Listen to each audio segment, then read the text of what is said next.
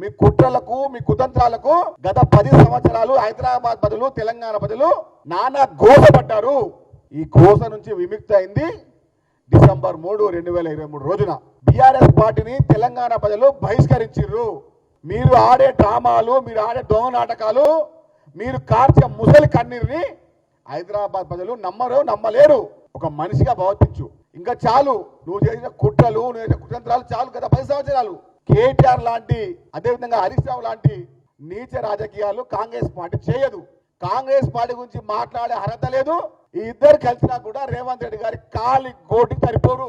గత 10 సంవత్సరాలు ఈ హరీష్ రావు గాని, ఈ కేటీఆర్ గాని హైదరాబాద్ చుట్టుపక్కల దాదాపు కొన్ని వందల వేల ఎకరాలని, ప్రభుత్వ భూములని కబ్జాలు చేసి స్వాహా చేసిన దుర్మార్గులు ఇప్పుడు నాటకాలు ఆడి దుర్మార్గంగా మాట్లాడుతూ ఉన్నారు. మీ కళ్ళబొల్లి మాటలు, మీ దగాకోరు మాటలు, మీ మోసకారి మాటలు ఇంకా మీరు మర్చిపోలేరు. హైదరాబాద్ నగర ప్రజలు మిమ్మల్ని గత 10 ఏళ్ల కిందనే గుర్తించారా దుర్మార్గులారా.